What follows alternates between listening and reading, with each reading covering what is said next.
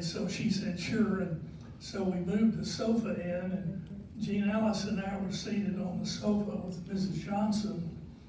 And she started off by talking about why the school was created and how proud she was that they were there to dedicate part of their lives to public service. And then she kind of chastised them a little bit that more of them weren't running for elective office. And then after she did that, she took questions. And a young woman sitting on the floor back in the back said, Ms. Johnson, when you came along, you got 2 degrees here at the University of Texas. Your first degree was in journalism, and then you got a degree which by standards then would be an MBA, and women did not have that many opportunities.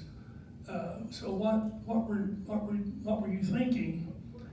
And her answer was, she said, well, women in those days, if you had an education, you could do 2 things. You could teach, or you could become a secretary. And she said, I thought with the first degree I could teach journalism or something, and I knew I could teach. And with the second degree, I knew that I would become a secretary, and I would go to work for a company, and I would end up being the secretary. And these are verbatim words almost, it was recorded, but she said I would become the secretary to the man who ran the company. And she kind of paused and said, and I would run the company. and then she said, or very well could marry the man who owned the company. And she paused again. And I would run the company. So she knew very well what she was going to do and how she was going to do it. And needless to say that the young women in the audience were very pleased with her response to that. And we're very close to time to start, so let me be sure I know how to turn this thing on. And I'll tell a quick story to get it underway. And this is, if I touch it, it will open. If I turn it should turn on me, but if it doesn't, yeah, a little bit. There we go. But there are a few of you here that may have heard these remarks before, because about 8 years ago, when we moved here, we're into the 10th year of moving to Westminster, and we moved into the Windsor. And we had 3 years where we pretty well used our apartment, pretty much like a condominium. We went and saw family and traveled, and he took a cruise, and our son discovered a box of Jean Alice's material over at our home on Greenway, and so we started going through it, and what we found is this talk I'm going to read of hers tonight. And originally, Ruth Sunil had put it on the agenda about 8 years ago, something like that. And Jean Alice was already starting to have some dementia, but we had agreed that I would read one part and she would read another part. We would do it together. And then all hell broke loose when Alzheimer's hit, so I gave it in her honor whenever it was scheduled. Ruth Sunil had scheduled it. And then I think Jim mentioned a moment ago that there might have been a third time Ruth put it on there, but there are a lot of new people at Westminster and a lot of new women at Westminster. So she said, you know, would I do it again? So in many ways, it's a do-over. And but if you kind of put it in context, these remarks were given to the Distinguished Women's Program in Amarillo, Texas, that Jean Alice, and I'm going to do it exactly as she wrote it, but they were, she helped found it, but they were given in November of 1988. So they're 33 years old when they were put together, but I think as I read them, you will know that a lot of it is just as applicable today as it was 33 years ago. So I call it because she has a phrase in there, Praise the Women, but her original title was called Together, Accepting the Challenges, Making the Choices. But and to give a little context, I'm going to do the introduction that she used. I would really like to spend my time talking about the joy of being home again. Max and I will miss the Panhandle, still miss the Panhandle and Panhandle people. In fact, we seem to gravitate toward West Texans. Several of the people we depend on most are from West Texas. Max's assistant, our dentist, the pastor of our church, our optometrist, the young men who cut our lawn, and my hairdresser. It is true that downstate reporters describe Panhandle weather in extreme language. On the TV screen, cold fronts look like ominous encroachments of an ancient ice age. But during the dog days of August, when a high noon temperature of 96 degrees in Austin drops only 3 degrees by midnight, I remember with longing how it was to spend a summer evening on the Panhandle patio with a sweater around my shoulders. Excuse me. Emotions will come up every now and then. We've been in Austin a little over 5 years. Our lives revolve around the University of Texas and state government. For Max, being Dean of the School of Public Affairs has brought together his two major interests, higher education and government. The LBJ School has an outstanding national reputation, and we both enjoy the graduate students who are preparing for careers in public service. My work as director of the university's conference center, and here I'm going to object because there are a few people here at Westminster who went with her on some of her trips to England and France and Germany through those years, but she'll talk more about it. As director of the, and Ginalis is also the godmother of LAMP and SAGE and all those programs. She really started all those programs when she was there. My work as director of the university's conference center brings me in touch with motivated adults who continue to learn for professional and personal reasons. The dessert part of my work is coordinating our summer programs at Cambridge University in England and others in Scotland and France. I hope you will pick up a brochure and think about going with us this next summer. What fun to recall the excitement when we started the Distinguished Service Awards to women. It happened in the bicentennial year, 1976. Dr. Enid Bates asked me to serve on a newly formed women's program committee at West Texas State University. At one of the first meetings, Dr. Zeke Marchand made a comment about the all-around positive effect of recognizing people.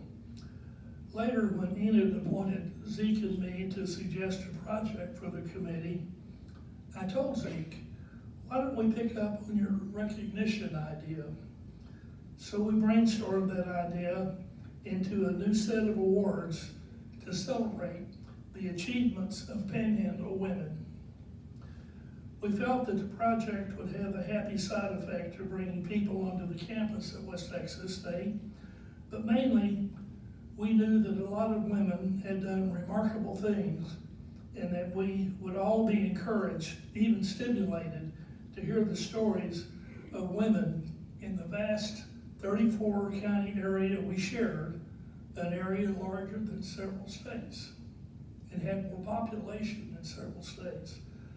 I remember that I was out of town a week in April of 1976. When I left town, we had about 200 reservations for the luncheon.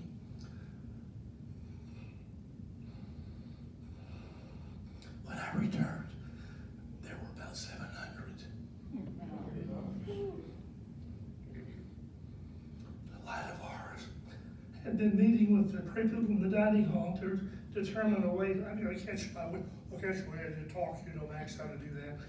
And determine a way to squeeze as many as possible into the main room and an adjacent room for the overflow. Well, it seemed an idea whose time had come. From there, you know the story. Lila Vars and Gene Kerr kept the project going. It didn't surprise anyone that we never ran out of people to honor, women to honor. And now I am grateful to the Women's Forum for picking up the project to carry a good tradition into the future. This annual opportunity to bring people together in praise of women. But before I talk about the future, I want to say more about those times in the last half of the 1970s, just a decade ago. I've kept an ad from a magazine of that period. I often used this ad in speeches when I was director of the women's program at Amarillo College. The ad pictures a beautiful baby girl just beginning to walk. The caption reads, "This healthy, normal baby has a handicap. She was born female." The finer print reads, "As she grows up, her job opportunities will be limited, her pay low. She may earn half of what a man does. Isn't it time to change all of that? Think about your own daughter. She's handicapped too." So I ask you, is being a female a handicap? Hasn't the women's movement worked some change? For a perspective, let's look back a little farther to the 1920s. In the 1920s, 23% of the female population was in the workforce, 23%. The average female worker was 28 years old and single. Very few women were employed after marriage. In 1977, 46% were employed, and a major change, the average female worker was 39 years old and married. The average woman was employed after her childbearing years. Why was she working? For the same reasons that men work, for personal fulfillment, yes, but also for the family budget. Frequently, her second income raised the family out of poverty. Now in 1988, there are more women than men in the workforce, 52%, and that percentage will rise at least to 61% by the year 2000. In the last 10 years, most people have needed a second income to afford a home. Since a home mortgage takes 40% of a family's income compared to 16% in the 1970s. Women are working to pay the bills, for the employment has become a necessity, not a choice. Of all women in the workforce today, 74%, that is almost 3 out of every 4, are single, separated, divorced, widowed, or live with a man who earns under $15,000 a year. And of the 5.5 million households headed by women, 40% of those live in poverty. If the workforce is turning increasingly female, how are women doing in regard to compensation? A little better. In the last decade, a little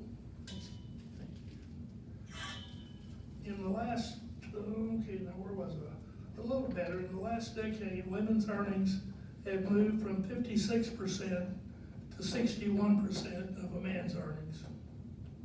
That is, women are employed full-time. They make 61 cents for every dollar earned by men. Women are doing better, but not well enough given the fact that a loaf of bread costs the same regardless of whether a woman or a man takes it from the grocery shelf. We could all agree with Ogden Nash when he said, progress might have been all right once, but it's gone on too long. And today, in the late 70s, women are stuck in low-paying, dead-end jobs. Although professional schools, such as law schools, medical schools, and seminaries have opened up so that more than half of the students may be female, the numbers in those fields are not that large of a part of the whole, and it will take time for these positive changes to be felt in national compensation figures. The inequity shows up, though, in the fact that women workers on the whole have longer periods of unemployment, more underemployment, and fewer benefits such as health, disability, and retirement plans. The inequity also shows up in the fact that a female college graduate, remember this is 1988, earns on the average $3,000 less annually than a male high school graduate. A recent Wall Street Journal article entitled "The Gender Gap" reviewed a focus group in which the people were discussing how today's economy is affecting them personally. The men of the group tended to say, "Look at where we've come from." The women tended to say, "Look at how far we've got to go." The reporter commented, "The most important issue behind the gender gap isn't war or peace, abortion, or the Equal Rights Amendment. It is a woman's sense that she is economically vulnerable." One woman in the group discovered harsh reality when she returned to the workforce after years of homemaking. She said, "I found that I was not worth much more than minimum wage. Then my husband walked out and I barely get by from payday to payday."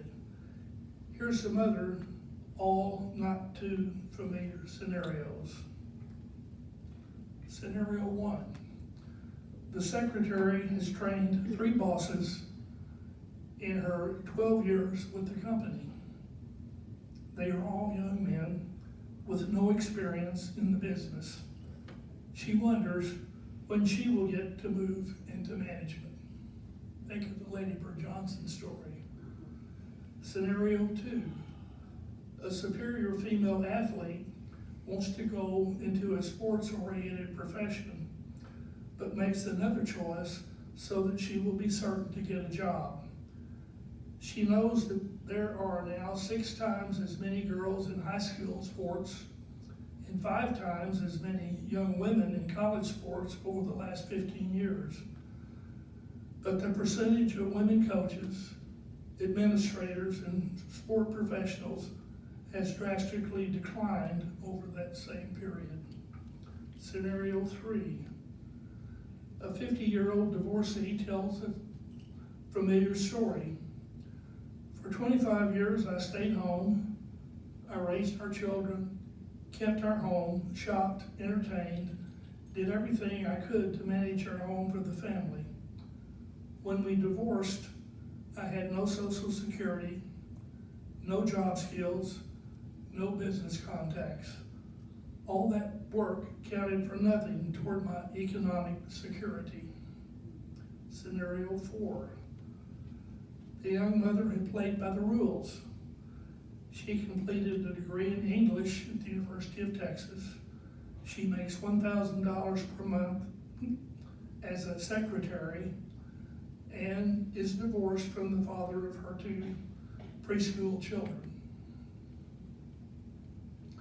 "After my first child was born," she says, "I thought I would have a little white picket fence and I would be a mommy who stays at home and takes care of her child. But my husband chose not to work.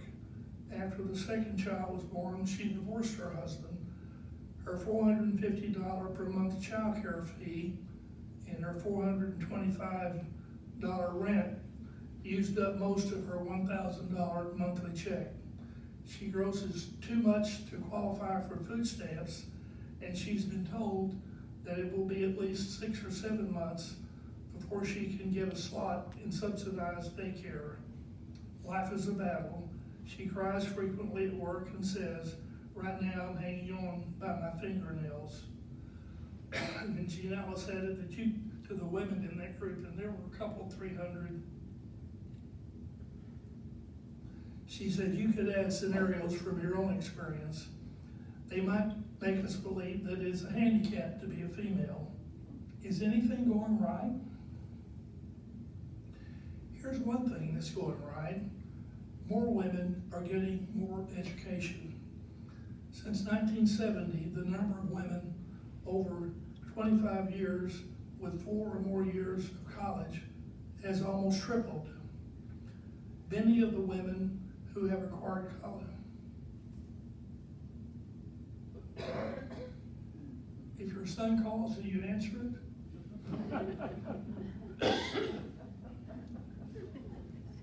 More women are getting more education. Since 1970, the number of women over 25 with 4 or more years of college has almost tripled.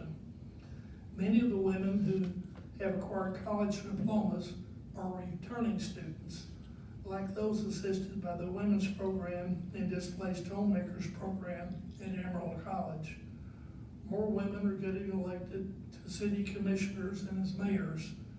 The mayors of the 2 largest cities in Texas are women: Kathy Whitmire of Houston, Annette Strauss of Dallas. Unfortunately, women are having more difficulty being elected to national and state bodies. And then she says, farther from home, I suppose. What is going wrong? What are the barriers? There are at least 3: education, childcare, and a sense of power. I should say the lack of education, childcare, and a sense of power. Education, or perhaps we should call it preparation. Recently I heard Dr. Jesse White of the Southern Growth Policies Board speak about major trends in the southern United States. He said that the area of rapid Sunbelt growth is over. Industries now are moving to the cheaper wages of lesser developed countries. They move out of this country, leaving behind an untrained and uneducated workforce.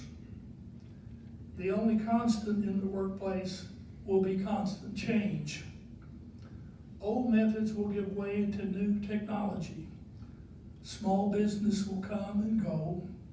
Markets will increasingly be international. Corporations will be restructured. There will be constant movement and high uncertainty. By the year 2000, the average worker, or to the point of this day, the average daughter or granddaughter, can expect to change jobs 7 times and change occupations 3 times. What a difference from the families I grew up with in Borger, Texas, where fathers worked for Phillips Petroleum Company from graduation to retirement. Skilled jobs will replace low-skilled jobs. That means that 1 out of 2 jobs will require specialized training, as compared to the current ratio of 1 out of 4. Brain rather than brawn. What an opportunity for women, and what a threat if we aren't ready to prepare women of all classes and all races for this challenge. As technology becomes more complex, it will separate even more cruelly those with education and good jobs from those with neither. The second barrier is inadequate child care. The Austin newspaper calls this, quote, a problem that rides to work with parents, sits in on businesses, bleeds over into almost every area of social service, and guarantees to those trapped in the cycle of poverty that there is indeed no way out. Fewer than 10% of the U.S. families fit into the typical family, where the father goes off to work and the mother stays home to care for the children. Everyone should have noticed that the days of Ozzie and Harriet are gone. And the first time that I prepared this, I actually had PowerPoint, but now I don't know how to keep them all going at the same time. But I actually had a picture of Ozzie and Harriet for those who couldn't recall what it was. Television show. Statistics get grim when we take Ozzie out of the family picture altogether. Today, 1 in every 4 children in this country lives in a single parent family. The average income of a single parent family is less than $10,000. That was back then. Placed beside this, the average cost of out-of-home care for one child, $3,000, or as much as $5,000 if the child is an infant.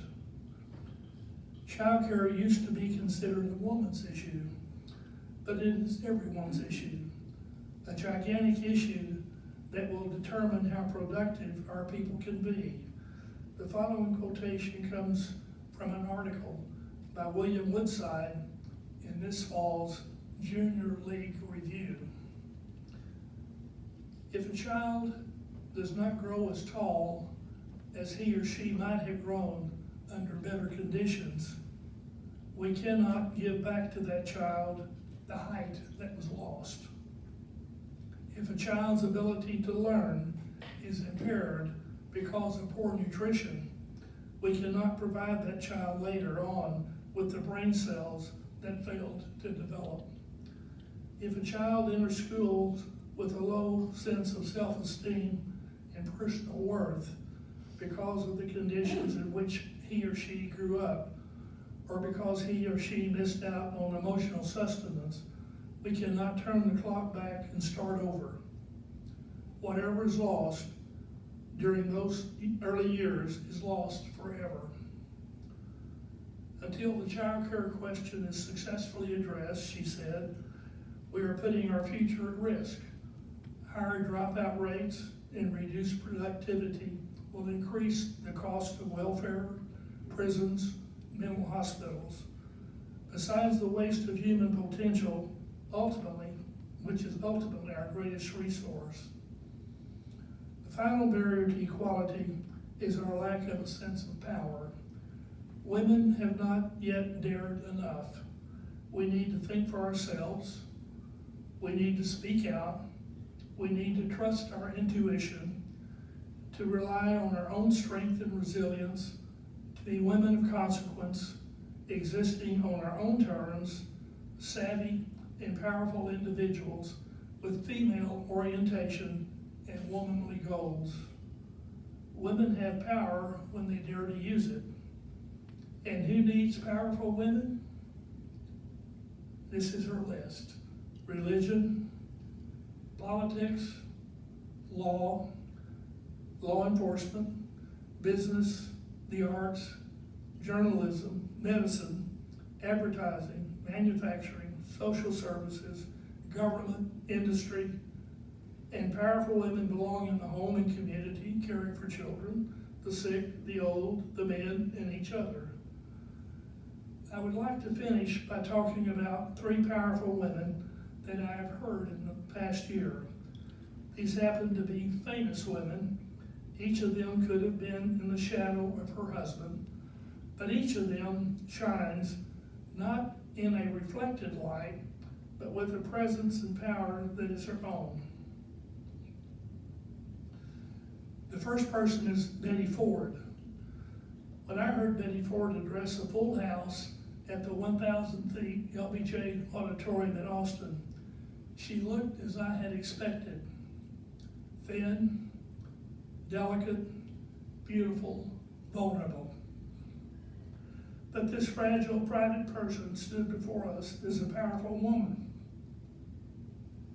I honor her because she has markedly improved the health and medical treatment of American women by talking openly about her breast cancer and by talking openly about her addiction to and treatment for drugs and alcohol. I I will never forget how she described her reluctance to make speeches. She couldn't imagine herself being an orator. But as friends encouraged her and as she started doing a few, she learned. She expressed it this way: I found that I might not be a good orator, but I could be a good communicator. And indeed, she was a good communicator. With a sincere and direct voice, she communicated how women are especially vulnerable to drugs and alcohol, and how there is hope for new health after cancer and after addiction. The second person is Rosalind Carter. I know that some of you were with Rosalind when she was here for the national meeting of Habitat for Humanity a couple of years ago. I had heard her on TV, that shy, self-effacing delivery, but I was surprised at her power to hold the audience. The auditorium again was full, and people leaned forward in their seats as she told how defeat felt in 1980.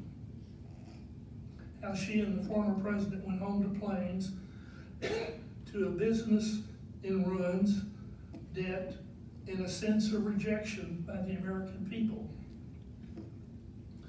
Then she told about the new life they had found as writers. In the book they wrote together called Everything to Gain, they could not agree on the stories.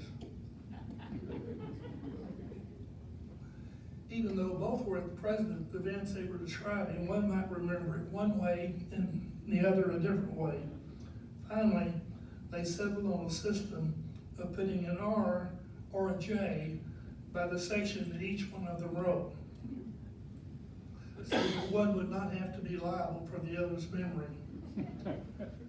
The book was completed, a book not just for the very small audience of people who have to start a new life when they leave the White House, but for all those people who have to make a new start, which means nearly everyone.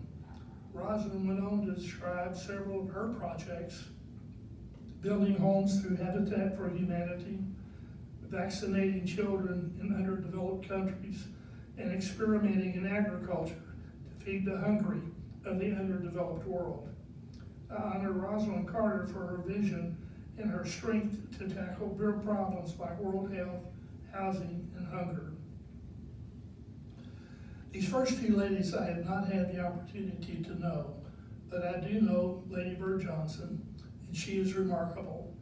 You saw the coverage when the nation celebrated her 75th birthday in Washington last spring.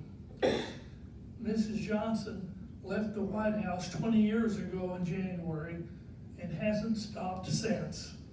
Today she keeps office hours in Austin on the top floor of the LBJ Presidential Library. On her 70th birthday, she donated land and money to start the National Wildflower Research Center near Austin. Some of you are helping her on this national effort that conserves funds and soil at the same time that it preserves the natural beauty of our country. Honor her for making the world beautiful wherever she goes.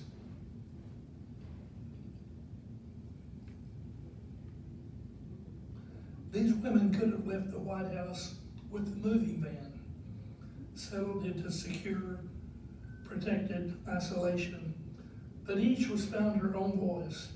Each uses her power to marshal support for important items on the unwritten national and international agenda. To these women, being female has been no handicap because they've taken advantage of their power as women. As our review changes in the status of women, I have a strong sense that more doors are open to us, but to a greater extent, our success or failure is going to rise or fall with the whole society, male and female, all races, all classes, rich and poor. I'm deeply concerned about the widening gap between those people who are benefiting from education in the post-industrial economy and those who are falling behind. I agree with this statement: from halfway home and a long way to go. The quote is, "Unless we all move forward, nobody's going very far. Unless we all work for the common good, there won't be any." Last month I ordered a book entitled An Agenda for the 21st Century. The book interviews 22 thinkers about their concerns for the future. They each speak to the question, what should be the global agenda for the next 100 years? The 22 persons raised about every issue you could think of, but 6 items emerged as the giant issues. The threat of nuclear annihilation was first. The danger of overpopulation. The degradation of the global environment. The gap between the developing and the industrial nations. The need for fundamental restructuring of educational systems. And the breakdown in public and private morality. A person could take a tiny piece of any one of these and have a world of work to do. And then she looks at her audience. Which one has the greatest urgency? Which one turns you on? Which one would make you get up in the morning? I have made a number of references back to the start of something good in 1976, the first set of distinguished service awards. 1976 is just a little more than 12 years ago. If we look a little more than 12 years ahead, we look at the first year of the 21st century. There's a lot to be done, personally, locally, globally. What is your agenda for those 12 years, she asked the ladies, and for the start of the 21st century? I hope that it will include helping yourself and others to learn and to be prepared. I hope that it will include helping our country make a national commitment to children. And I hope it will include embracing the power you have in the strong person that you are. Certainly we can take inspiration from the powerful women I've mentioned and the powerful women honored by these awards today and in the past. And she called them by name. You can call them Khaki, Poppy, Nancy, Patty Lou, Eunice, and the others. You can help them and they can help you. In her last paragraph is together, let us dare to accept the challenges and make the choices. I close with a slogan written by some unknown seer on a wall in Paris. Be realistic, attempt the impossible.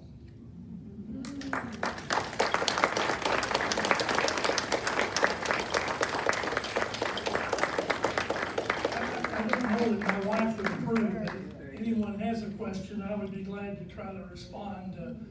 She continued to do beautiful things, and even now in Alzheimer's, she's just as strong as she was. She just gets me, won't let me go. But anyways, she's a beautiful person, and she was a feminist and for women's rights back when there weren't many there. She says the most important vote I did in the Texas Senate when I went there was to vote for the Equal Rights Amendment. And Chris. When was that written? It was given in November of 1988. So she wrote it for 33 years ago. Wow. 33 years. And so much of it is just as appropriate today. I think that's why Ruth Sedil thought that it might be worth sharing with Westminster once again. And there are a lot of people in here who could tell stories that I don't even know about her, but thank you all for being here, and thank you for coming, and let's just keep going, and let's all sing praises to women. We're kind of responsible for them. And to them.